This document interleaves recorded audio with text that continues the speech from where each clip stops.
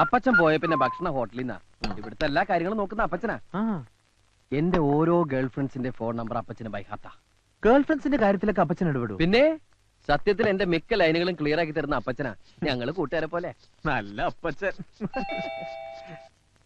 അപ്പച്ചനായിരിക്കും.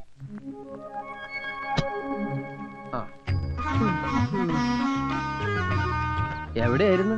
അമ്മാവുക്ക് ഉഷാറില്ലേ? അതൊക്കെ ഞാൻ വെറുതെ ലേറ്റ് ആയിത്തു. എന്താടാ പറഞ്ഞേ? കന്നഡയാ. അമ്മയ്ക്ക് സുഖമില്ലാത്തോണ്ട് ലേറ്റ് ആയെന്നാ പറഞ്ഞേ. ഈ പച്ചയാര്? കൊച്ചുകുറുപ്പ്. കൊച്ചുകുറുപ്പോ? അല്ല, സുഭാഷ് ചന്ദ്രബോസ്. ഓഹോ, ഒരുപാട് കേട്ടിട്ടുണ്ട്. വളരെ വലിയ മനുഷ്യനല്ലേ? പക്ഷേ ആ പേരെടുത്ത് ഇങ്ങോട്ട് തട്ടണ്ടായിരുന്നു. ഒട്ടും ചേരുന്നില്ല. എന്നാലും പരിചയപ്പെട്ട സന്തോഷം. പിന്നെ ഞാനില്ലാത്തന്റെ കുറവൊന്നും ഉണ്ടായില്ലല്ലോ. അതത് സമയത്ത് എല്ലാ പെൺകുട്ടികളുടെ കാര്യവും ഡീൽ ചെയ്തില്ലേ? ഇവൻ വന്നേ പിന്നെ എന്റെ ചാർട്ടിങ് കംപ്ലീറ്റ് തെറ്റി. തെറ്റിയോ? എന്റെ സുഭാഷ് ചന്ദ്രബോസിന് ധാരാളം അപ്പോയിന്റ്മെന്റ്സ് ഉള്ള ആളായത്. 9 മണിക്ക് ലതിക, 10 മണിക്ക് മേഴ്സി, 10:30 ഗീതാ ഷെട്ടി, 10:45 മീനാ റെഡ്ഡി, 11 മണിക്ക് വീണ്ടും ലതിക. ഇതൊക്കെ കറക്റ്റ് ആയിട്ട് ഡീൽ ചെയ്തില്ലെങ്കിൽ എല്ലാം പൊളിയും. ഇത് കണ്ടോ? ഓരോ പെൺപിള്ളേരുടെ നമ്പറുകളാ. ഇതൊക്കെ ഓർത്തോർത്ത് ഹാൻഡിൽ ചെയ്യാൻ ഇവന് ഞാൻ മാത്രമേ ഉള്ളൂ. ആ മേഴ്സി എടുത്തോ. Hello Mercy. മേഴ്സിയോ? എനിക്ക് എന്റെ മേഴ്സിൽ അത് വേറെ ആരാ ഉള്ളത്? ഞാൻ ലതികയാ. ലതിക? അയ്യോ, ഞാൻ നിന്നെ മേഴ്സി എന്ന് വിളിച്ച മനഃപൂർവ്വ. മേഴ്സി എന്ന് വെച്ച എന്താ അർത്ഥം? കരുണ. നീ കരുണുള്ളവളല്ലേ? ഞാൻ ഇനി മുതൽ നിന്നെ അങ്ങനെ വിളിക്കൂ. അല്ല, ഞാൻ നിന്നെ കരുണാന്ന് വിളിക്കണോ മേഴ്സി എന്ന് വിളിക്കണോ? മേഴ്സി. ഓക്കെ, ഇനി എങ്ങനെ വിളിക്കൂ? വെറും പഞ്ചാര വർത്തമാനമേ ഉള്ളൂ. ഒരു ഗുണവും ബാക്കിയുള്ളതിനൊന്ന് കൊത്താനും സമ്മതിക്കും. ഇതുപോലെ ഒരു അപ്പച്ചനെ കിട്ടിയത് നിന്റെ ഭാഗ്യം. നിന്റെ അമ്മ രണ്ടാമത് കിട്ടിയതായി ക്രിസ്ത്യാനിയെ. ഇയാളെന്റെ അപ്പച്ചനൊന്നുമല്ല. അപ്പച്ചെന്നുള്ളത് ഇയാളുടെ പേരാ. കാറ്റും വെയിലും കൊള്ളാതെ ഇവനെ സംരക്ഷിക്കാനാ അമേരിക്കയിലെ തന്തയും തള്ള എന്നെ ഏർപ്പാടാക്കിയത്. ഇപ്പോഴിതാ സകല തരികടയ്ക്ക് ഞാൻ ആ കൂട്ട്. എന്നെ ഇവൻ വളച്ചൊടിച്ച് ഇങ്ങനെ ആക്കിയതാ. ഇവന്റെ അച്ഛനെങ്ങാൻ ഇതൊക്കെ അറിഞ്ഞാ എന്റെ കാര്യം അതിലും പ്രശ്നമാണോ? വീട്ടിൽ പറയാതെ ഞാൻ ഇങ്ങോട്ട് പോകുന്നു. ഇന്നേ വരെ അച്ഛനും അമ്മയും പിരിഞ്ഞ് ഞാൻ നിന്നിട്ടില്ല. എടാ, എനിക്ക് വീട്ടിലേക്കൊന്ന് ഫോൺ ചെയ്യണം. അപ്പൊ നീ ഇവിടെ ഉണ്ടെന്ന് അറിയില്ലേ? അറിഞ്ഞാലും സാരമില്ല. അച്ഛൻ ഇപ്പൊ എന്നെ കാണാതെ ഭ്രാന്ത് പിടിച്ചിട്ടുണ്ടാവും.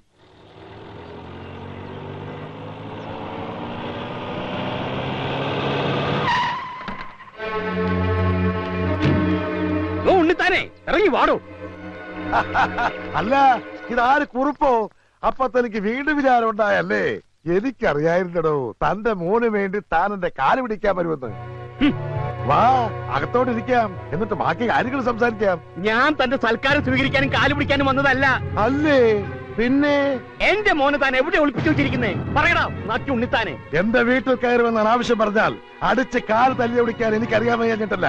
എന്റെ മോൻ അമ്മായിയച്ഛന്റെ കാല് തല്ലി ഒടിച്ചു എന്ന പദവി എനിക്ക് വേണ്ടാച്ചിട്ടാ. അയ്യടാ, ആ പൂജ അങ്ങ് മനസ്സിൽ വെച്ചാ മതി. മര്യാദയ്ക്ക് എന്നെ മോനെ വിട്ടു തരുന്നില്ലയോ? ഇവിടെ കിടന്ന് ഒച്ച ഉണ്ടാക്കരുത്. ഇവിടെ ചോദിക്കാനും പറഞ്ഞ ആണുങ്ങളുണ്ട്. തന്റെ മോനെ ഞങ്ങളെ മോളെ കൊണ്ട് പിടിച്ചങ്ങ് കെട്ടിച്ചു. താൻ എന്തോ ചെയ്യും? ഇതൊക്കെ പറഞ്ഞാ പോലെ പ്രവർത്തിക്കുന്നു. അപ്പൊ കെട്ടിച്ചു കഴിഞ്ഞു അല്ലേ? അതെ, പിടിച്ചു കെട്ടിച്ചു. ഞാൻ രണ്ടുപേരെയും കാശ്മീരിലേക്ക് ഹണിമൂൺ അയച്ചിരിക്കുക. അത് കഴിഞ്ഞ് സ്വിറ്റ്സർലാൻഡ് വഴി ഉഗണ്ടായി ചെന്ന് പ്രസവമൊക്കെ കഴിഞ്ഞിട്ടേ വരൂ. താ കൊണ്ടുപോയി കേസ് കൊടുക്കും ഞാൻ. ഇതിന്റെ പേരിൽ ഉണ്ണിത്താൻ കോടതി വരാൻ കയറി ഇറങ്ങും. എന്റെ വീട് പണയം വെച്ചിട്ടായാലും ശരി, തന്നെ ഞാൻ അഴി എണ്ണിക്കും. നോക്കിക്കോ. പ്രേമിച്ചിട്ടില്ല, ഒളിച്ചോടിയതല്ല എന്നൊക്കെ പറഞ്ഞ് അവൻ നമ്മുടെ മുമ്പിൽ നാടകം കളിക്കായിരുന്നു. പ്രസവം ഉഗാണ്ടയിൽ വെച്ചാണെന്ന്. ഉഗാണ്ടയിലോ? അവനിപ്പോ എവിടെയുണ്ട്? അവൻ പോയിരിക്കാടി ഹണിമൂണിന് കാശ്മീരിലേക്ക്. നമുക്ക് പോലീസ് പരാതി കൊടുത്താലോ? ഹണിമൂണിന് കാശ്മീരിലേക്ക് പോയതിനോ? അതല്ല മനുഷ്യ, അവനെ കാണാനില്ലെന്നും പറഞ്ഞ്.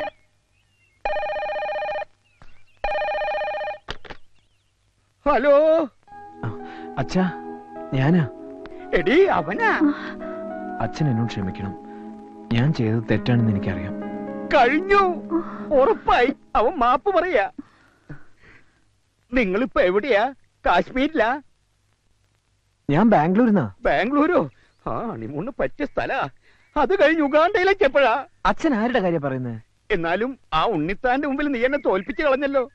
ആട്ടെ, സരസുവിന് സുഖാണോ? സരസോ? അപ്പൊ സരസുവായിട്ടല്ലേ നീ പോയത്? സരസുവിനെ കെട്ടാതിരിക്കാനല്ലേ ഞാൻ ഇങ്ങോട്ട് പോകുന്നത്. അച്ഛന് വട്ട എന്നാ തോന്നുന്നു. ഞാൻ കേട്ടു. വട്ട് നിന്റെ തന്തയ്ക്കാടാ. സ്വന്തം മകന്റെ തന്തയ്ക്ക് വിളിക്കുന്ന തന്ത. അച്ഛാ, ഞാൻ അനിയൻകുട്ടിയാണ്. അവിടുന്ന് വേറൊരുത്തിന് അച്ഛാന്ന് വിളിക്കണു. നീ ആരാ മോനെ? ഏത് വകുപ്പാ? ഞാൻ കൊച്ചൂർപ്പിന്റെ സുഹൃത്താ, ഇന്റിമേറ്റ് ഫ്രണ്ടാണ്. എന്റെ വീട്ടിൽ ഇവൻ സുഖമായിട്ട് ഇരിപ്പുണ്ട്. അച്ഛൻ ഒന്നുകൊണ്ട് പേടിക്കണ്ട. നിനക്ക് പെങ്ങന്മാരും വല്ലവരുണ്ടോ? ഞാൻ ഒറ്റ മോനാ. അവിടെ വേലക്കാരി ഉണ്ടോ? തെറ്റിദ്ധരിക്കല്ലേ, അവന്റെ ജാതകത്തിൽ ഒരു ഒളിച്ചോട്ടം പറഞ്ഞിട്ടുണ്ടേ. ഇവിടെ പെണ്ണുങ്ങളാരും ഇല്ല, ഞങ്ങള് മാത്രമേ ഉള്ളൂ. ഞങ്ങൾ ഇവിടെ കുറച്ചു ദിവസം അടിച്ച് പൊളിക്കാൻ പോവാ. അടിച്ചു പൊളിക്കാനോ? നീ അവന്റെ ഫോൺ കൊടുത്തേ. കൊടുത്തേ. ഹലോ, തൽക്കാലം നീ മാറുന്നത് നന്നായി. പക്ഷേ അവന്റെ കൂടെ അടിക്കാനും പൊളിക്കാനും ഒന്നും നടക്കണ്ട. നിന്റെ അഡ്രസ് ഒന്ന് പറഞ്ഞേ. Address house number 33 6th Avenue, Gowda street, ബാംഗ്ലൂരാ. എന്നാ എന്റെ പൊന്നുമോൻ ഫോൺ വെച്ചോ. വെറുതെ അവനെ തെറ്റിദ്ധരിച്ചു. പക്ഷേ അവനോട് ഒറ്റയ്ക്കാണെന്ന് അറിഞ്ഞപ്പോ പേടി കൂടി. അവന്റെ കൂട്ടുകാരുടെ അടിച്ചു പൊളിക്കാരനാ. നമ്മുടെ മോൻ വഴി തെറ്റാൻ ആ കൂട്ടുകാരൻ ഒരുത്തം മതി. നാടും വീടും വിട്ട് ശീലമില്ലാത്ത കുട്ടിയാ. ബാംഗ്ലൂരിലെ നമ്മുടെ മേനോനെ ഒന്ന് വിവരം അറിയിച്ചാലോ? മേനോന്റെ ഒരു കണ്ണുണ്ടാവും. കണ്ണു മാത്രമാക്കണ്ട, അവൻ ഇനി മേനോന്റെ വീട്ടിൽ താമസിച്ചാ മതി. അവിടെ ഒരു പെൺകുട്ടിയില്ലേ? ഉണ്ട്, മേനോന് ഒറ്റ മോളാ. അവിടെ താമസിച്ച അങ്ങനെ വല്ലതും സംഭവിച്ചാ എനിക്ക് സന്തോഷായിടി. മേനോൻ എനിക്ക് സൂചിപ്പിച്ചിട്ടുള്ളതാ. അവര് തമ്മിൽ ഇഷ്ടപ്പെട്ട ബാംഗ്ലൂർ വെച്ച് കെട്ട്. അത് കേട്ട് ഞെട്ടി ആ ഉണ്ണിത്ത മേലോട്ട് നോക്കി ആന്ന് വായും പൊളിച്ച് നിൽക്കുന്നത് എനിക്കൊന്ന് കാണണോടി. എന്നാ സമയങ്ങളുടെ മേനെ വിളിക്ക്. ആ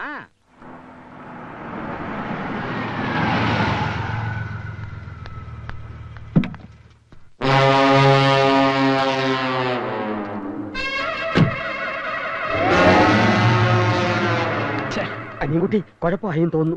ക്രൂരന്റെ ഭാവത്തിലുള്ള ഒരു തടിയും വന്നിരിക്കുന്നു. അയാളുടെ വരവിൽ എന്തോ പന്തികേടുണ്ട്. ഗീതയുടെ അച്ഛനായിരിക്കും.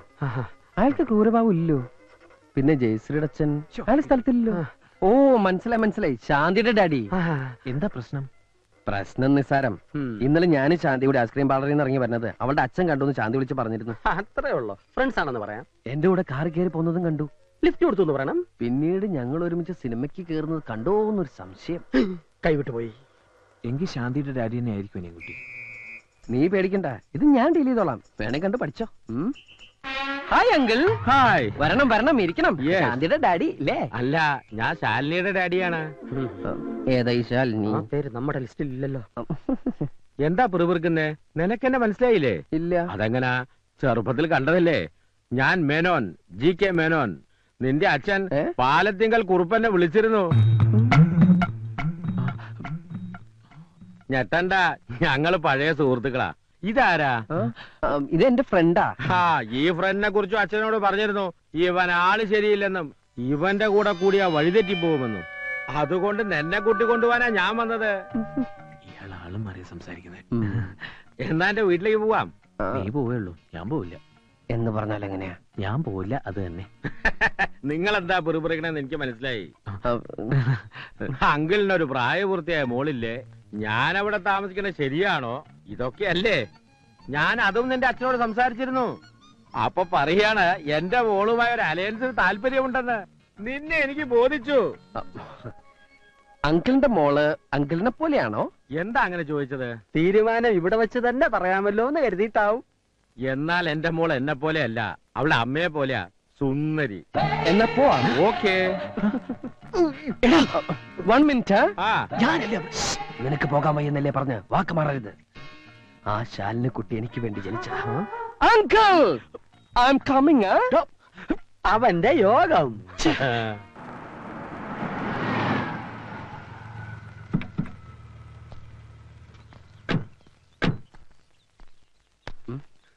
ഇതാണ് എന്റെ വൈഫ് മാലതി. അമ്മ ഓക്കെ. ഇതാരാന്ന് മനസ്സിലായോ നിനക്ക്? കൊച്ചുകുറുപ്പ്. എന്നാൽ ഇത്ര കറക്റ്റ് ആയിട്ട് എന്നെ എങ്ങനെ മനസ്സിലായി? ഇത്തിരി ഉള്ളപ്പോ നിന്നെ കണ്ടതാണെങ്കിലും ആ ചായ എന്റെ മനസ്സിൽ നിന്ന് മാഞ്ഞിട്ടില്ല. അവൾക്ക് എന്തെങ്കിലും ഒന്ന് ഒരിക്കൽ കണ്ടാ മതി. നല്ല മെമ്മറിയാ. മമ്മിയുടെ മെമ്മറി കൊള്ളാം. താങ്ക്സ്. വീടെങ്ങനെ ഇഷ്ടപ്പെട്ടോ? പിന്നെ കളിക്കുന്നുണ്ട്. പിന്നെ മസനഗുഡിയിൽ 1000 ഏക്കർ ഏലത്തോട്ടം കൂടിയുണ്ട്. എല്ലാം എന്റെ മോളെ കെട്ടുന്നവനാ. എന്റെ ഭാഗ്യം. മോന് കുടിക്കാൻ എന്താ എടുക്കണ്ടേ? ചായയോ കാപ്പിയോ? ഊണിന്റെ നേരത്താണ് മമ്മി ചായയും കാപ്പിയും. മമ്മി ചെന്ന് ഊണെടുത്ത് വെച്ച്. അല്ല അങ്കിൾ. അതെ അതെ. അങ്കിൾ, മോള് നീ വരുന്നൂന്ന് പറഞ്ഞപ്പോ മുതൽ അവള് ഒരുങ്ങാൻ തുടങ്ങിയതാ. മാലതി, അവളെ വിളിക്കടി. ഞാനിവിടെ താമസിക്കുന്നതിന് അങ്കിളിന് വല്ല വിരോധം? നെവർ. സന്തോഷേ ഉള്ളൂ.